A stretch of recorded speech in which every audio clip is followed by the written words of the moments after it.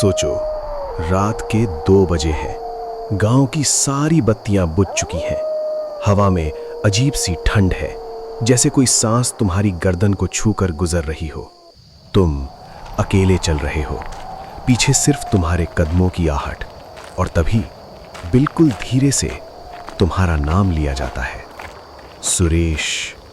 हाँ, आवाज बिल्कुल तुम्हारी माँ की है। वही लहजा, वही प्यार, वही थोड़ी सी डांट भरी नर्म सी टोन। लेकिन तुम जानते हो, तुम्हारी माँ तो घर पर सो रही है। फिर ये कौन है जो अंधेरे के बीच तुम्हें पुकार रहा है? गांव वालों का कहना है, बंगाल के कुछ इलाकों में रात को एक श्राप भटकता है। उसे कहते हैं निशिदाक। गांव के किनारे बने एक अकेले और पुराने घर में हल्की सी लालटेन की रोशनी चल रही थी। आंगन में आग जल रही थी, जिसके पास 18 साल का रोहन और उसकी बूढ़ी दादी बैठे थे। रात के 10 बज चुके थे और रोहन के चेहरे पर बेचैनी साफ झलक रही थी। वो बार बार रास्ते की तरफ देखता। रोहन ने घबराहट में कहा, दादी, रात के 10 बज गए। भैया अभी तक शहर से नहीं आए। उन्होंने कहा था कि वो आखिरी बस पकड़कर आ जाएंगे। दादी ने आग में सूखी लकड़ियां डालते हुए बड़ी संजीदगी से जवाब दिया, बेटा, सर्दी की रात है और कोहरा बहुत ज्यादा है।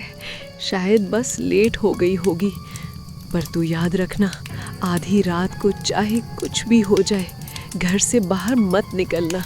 रात का वक्त ठीक नहीं होता। रोहन को दादी की बात अजीब लगी। उसने पूछा, क्यों दादी, ऐसा क्या है बाहर? दादी की आंखों में एक अजीब सा डर आ गया। उन्होंने अपनी आवाज धीमी करते हुए कहा, सुनते हैं, आजकल गांव के बाहर निशिदाक घूम रहा है। रोहन ने हैरानी से पूछा, निशिदाक? वो क्या होता है दादी? दादी ने एक ठंडी सांस ली और बताने लगी, निशिदाक यानी रात का बुलावा। ये कोई आम भूत या आत्मा नहीं है। ये वो बुरी शक्ति है जो अंधेरे में शिकार करती है।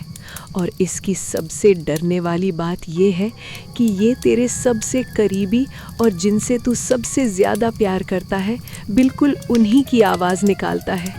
ये आवाज़ इतनी असली लगती है कि कोई भी धोखा खा जाए। रोहन ध्यान से सुन रहा था।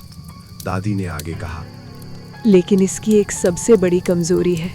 निशिदाक हमेशा सिर्फ और सिर्फ 2 बार आवाज़ लगाता है। अगर बाहर कोई सच में आएगा जो असली इंसान होगा, तो वो तीसरी बार ज़रूर आवाज़ लगाएगा। इसीलिए मेरे बच्चे, जब तक तीसरी आवाज़ ना आए, दरवाज़ा कभी मत खोलना। रात और गहरी हो चुकी थी। करीब 1 बज गए थे। दादी अपने कमरे में जाकर सो चुकी थीं, लेकिन रोहन अपने बेड पर अकेला बेचैन पड़ा था। कमरे में बस एक मोमबत्ती जल रही थी। अचानक बाहर से एक बहुत तेज और ठंडी हवा का झोंका आया और खिड़कियों को खड़खड़ाता हुआ निकल गया। उसी हवा से मोमबत्ती बुझ गई और कमरे में घुप अंधेरा छा गया। रोहन डर के मारे चादर में दुबक गया। उसका दिल जोरों से धड़क रहा था। तभी एकदम सन्नाटे में उसे अपने आंगन से किसी के आने की आवाज आई, जैसे कोई सूखे पत्तों पर धीरे धीरे चल रहा हो। रोहन ने चादर थोड़ी सी हटाई और दरवाजे की तरफ देखा।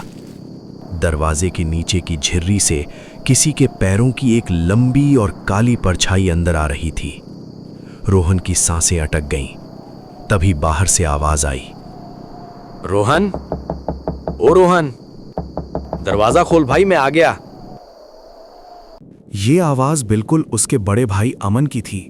वही आवाज, वही बोलने का तरीका। रोहन के चेहरे पर एकदम से खुशी आ गई। उसने डर भुला दिया और बोला, भैया। वो तेजी से बेड से उठा और दरवाजे की तरफ भागा। उसने कुंडी पर अपना हाथ रख ही दिया था कि दरवाजा खोल दे, तभी बाहर से दोबारा आवाज आई, रोहन, जल्दी खोल, बाहर बहुत ठंड है, सुन रहा है ना? इस आवाज में एक अजीब सी जल्दबाजी थी।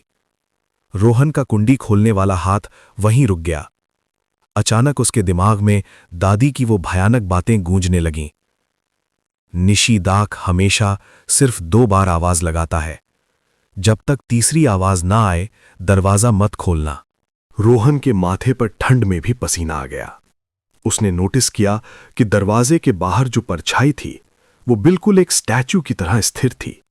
एक आम इंसान ठंड में बाहर खड़ा हो तो वो थोड़ा हिलता डुलता है, अपने हाथ रगड़ता है, पर वो परछाई जरा सी भी नहीं हिल रही थी। रोहन डर के मारे 2 कदम पीछे हट गया। वो चुपचाप खड़ा तीसरी आवाज का इंतजार करने लगा। 1 मिनट, 2 मिनट, 5 मिनट बीते गए। बाहर एकदम मौत जैसा सन्नाटा छा गया। कोई तीसरी आवाज नहीं आई। रोहन की धड़कनें अब कानों में सुनाई दे रही थीं। उसने हिम्मत जुटाई और अपने कमरे की खिड़की की तरफ बढ़ा जो खुली हुई थी। उसने डरते डरते वहां से झांककर बाहर देखा। बाहर घने कोहरे में उसे अमन भैया दिखाई दिए। उनकी पीठ रोहन की तरफ थी। रोहन ने थोड़ी राहत की सांस ली और हल्के से बुदबुदाया, भैया। लेकिन जैसे ही उसने ये कहा, बाहर खड़े उस अमन ने अपना पूरा शरीर घुमाए बिना ही सिर्फ अपनी गर्दन पूरी 180 डिग्री पीछे की तरफ घुमा दी। उसके चेहरे पर आंखें नहीं थीं, बस 2 आग की तरह चमकती हुई लाल रोशनियां थीं और एक बहुत बड़ी कानों तक फटी हुई भयानक मुस्कान थी। और सबसे डरावनी बात, उसके पैर जमीन पर नहीं थे, वो हवा में लगभग 1 फुट ऊपर तैर रहा था। उस शैतानी चीज ने खिड़की के पास आकर एक बहुत ही दर्दनाक और रूह कांपने वाली चीख मारी।